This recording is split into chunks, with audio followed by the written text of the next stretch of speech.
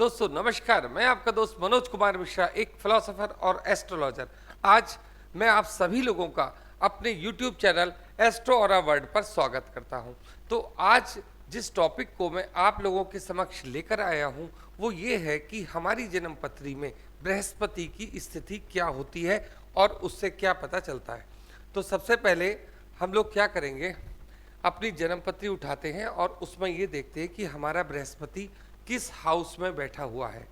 तो बृहस्पति जिस हाउस में बैठे हुए हैं उससे उनकी दृष्टियां कैसे पड़ती हैं और उनका प्रभाव हमारे जीवन पर किस प्रकार से आता है, आज इस बात की यहाँ चर्चा हो रही है। तो सबसे पहले मैं आपको ये बताना चाहूँगा कि मान लीजिए कि हमारा बृहस्पति फर्स्ट हाउस में बैठा है, तो इनकी दृष्टि हम लोग कैसे देखेंगे। जहाँ पर बृहस्पति बैठते हैं, मान लीजिए कि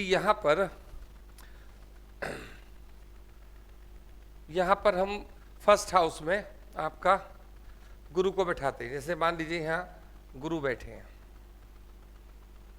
फर्स्ट हाउस में गुरु बैठे हैं, तो इनकी पहली दृष्टि कहाँ जाएगी, सेवेंथ हाउस में, और इनकी एक दृष्टि जाएगी फिफ्थ हाउस में और एक दृष्टि जाएगी नाइन्थ हाउस में। हम हाउस कैसे गिनते हैं, यहाँ से जहाँ बैठे 1 2 3 4 5 6 7 8 9 10 11 12, इस तरीके से हम लोग हाउस की गणना करते हैं। तो बृहस्पति की दृष्टि हम लोग जहाँ बैठे हैं वहाँ से देखते हैं। एक तो वो जहाँ बैठे हैं ठीक सामने देखेंगे, एक अपने से 5वें हाउस को देखते हैं और एक अपने से 9वें हाउस को देखते हैं। इस तरीके से सबसे पहले तो हमें बृहस्पति की दृष्टि को समझना होगा, क्योंकि ये सबसे बड़ा पॉइंट है। रीज़न इसका क्या है, बृहस्पति एक बहुत बड़ा ग्रह है और ज्योतिष में उसके लिए बोला जाता है कि वो जिस घर में बैठते हैं, जिस घर में वो बैठते हैं उस घर को दबा देते हैं। दबा देने का मतलब क्या होता है कि वहाँ के जो रिजल्ट्स होते हैं उसको वो थोड़ा कम कर देते हैं। जैसे इसको आप एक एग्जाम्पल से अगर आप समझोगे तो बृहस्पति है ज्ञान का दीपक, और दीपक जहाँ भी जलता है तो उसका अंधकार कहाँ होता है, नीचे की तरफ, मतलब दिया तले अंधेरा, और प्रकाश उसका सब तरफ होता है। तो जहाँ बृहस्पति बैठे हैं उसकी 5वीं दृष्टि और उसकी 9th दृष्टि, ये सबसे अमृत दृष्टि, सबसे बढ़िया दृष्टि मानी जाती है।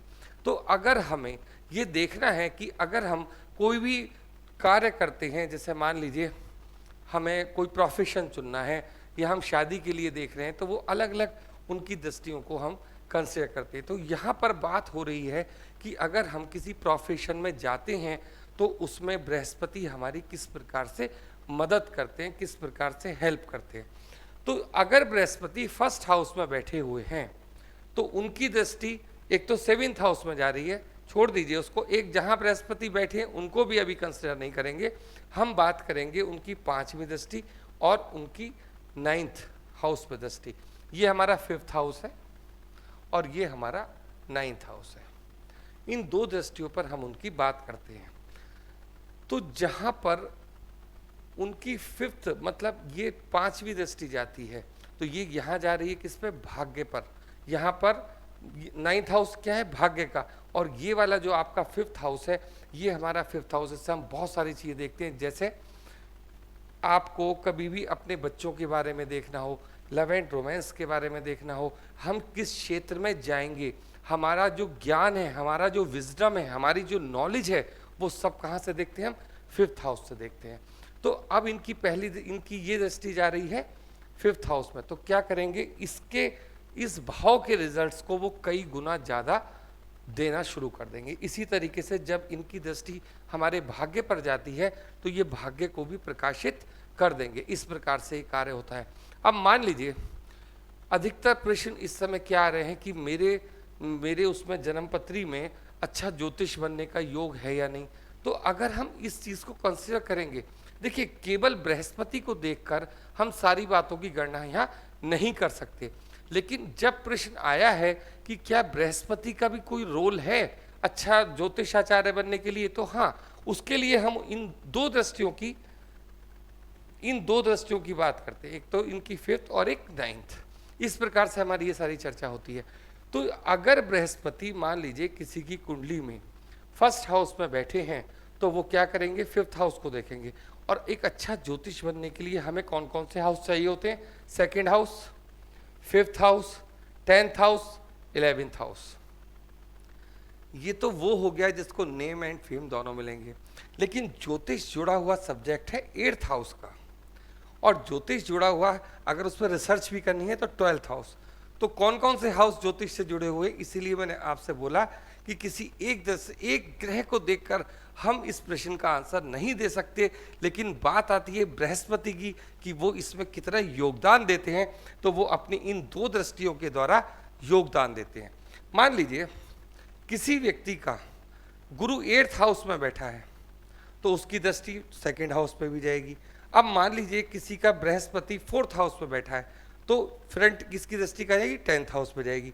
इसके अलावा कहाँ जाएगी, 8th हाउस पे जाएगी और 12th हाउस पे जाएगी। लेकिन जहाँ पर बृहस्पति बैठते हैं वहाँ का वो वर्क अच्छा नहीं करते। मतलब अगर मान लीजिए बृहस्पति 4th हाउस में बैठे तो उनकी एक दृष्टि कहाँ गई, 8th हाउस में, और दूसरी दृष्टि कहाँ गई, यहाँ पर 12th हाउस में। तो इन्होंने 8th हाउस के काम और 12th हाउस के काम को बढ़ा दिया। अब अगर ये व्यक्ति ज्योतिष में आता है तो क्या होगा, 8th हाउस में जो रिसर्च का वर्क है, और 8th हाउस है ज्योतिष का, गूढ़ विज्ञान का, तंत्र मंत्र, ये सारी चीजें कहाँ है, 8th हाउस से देखी जाती है। 8th हाउस मृत्यु का हाउस भी है। इस तरीके से एक ही हाउस बहुत तरीके की चीजें हमें बताता है।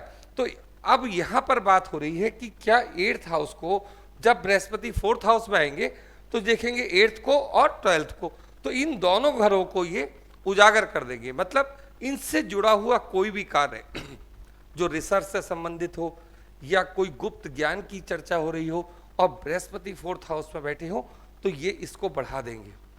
इसी प्रकार से आप अलग अलग तरीके से इसको समझिए कि अगर बृहस्पति 2nd हाउस में आ गए तो 2nd हाउस से अगर हम उनकी देखेंगे दृष्टि 1 2 3 4 5 6 हाउस में जाएगी। ज्योतिष के लिए एक अलग चीज है। और 6 7 8 9 और 10 यहाँ 2 दृष्टियां जा रही हैं इनकी। ये यहाँ पर बैठने के बाद जब 2nd हाउस में बृहस्पति बैठते हैं तो क्या करेंगे, 2nd हाउस के वर्क को कम कर देंगे। अब 2nd हाउस किस चीज का है, वाणी का है। तो जब भी कभी आपको ये देखना हो कि एक अच्छे ज्योतिष को, जैसे ज्योतिष की यहाँ बात हो रही है कि हम इस विद्या को ग्रहण कर पाएंगे नहीं कर पाएंगे, हमारा बिजनेस चलेगा नहीं चलेगा, और पता चला कि 2nd हाउस में बृहस्पति है, तो क्या होता है कि इसके काम को थोड़ा वो डिले कर देंगे। डिले का मतलब से जहां पर बृहस्पति बैठते हैं वहां के उस घर के असर को कम करते हैं, और जहां उनकी दृष्टियां हैं वहां उसको बहुत ज्यादा वो बढ़ा देते हैं।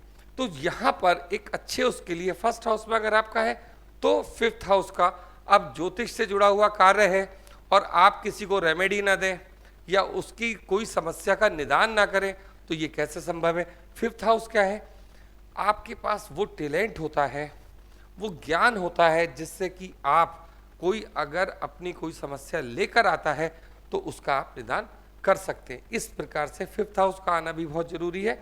तो इन सब चीजों के लिए देखते हैं 2nd house, 5th house, 10th house, 11th house, और जब ज्योतिष वगैरह की कोई बात होती है तो हम 8th हाउस और 12th हाउस को भी कंसिडर करते हैं। इस प्रकार से बृहस्पति हमें क्या क्या चीजें देता है उसको हमें समझने के लिए क्या करना पड़ेगा, उसकी दृष्टि को देखना पड़ेगा। जहां पर वो बैठते हैं उसको थोड़ी देर के उस कार्य को दबा देंगे, मतलब उस हाउस को दबा देते हैं, लेकिन उनकी 5वीं और उनकी 9वीं दृष्टि अमृत दृष्टि कहलाती है। तो अब आपका गुरु कहाँ पर बैठा है आप अपनी जन्मपत्री में जरूर चेक कीजिए, और उस ग्रह से संबंधित, उस घर से संबंधित आप क्या काम कर रहे हैं ये आप मुझे कमेंट बॉक्स में बताइए।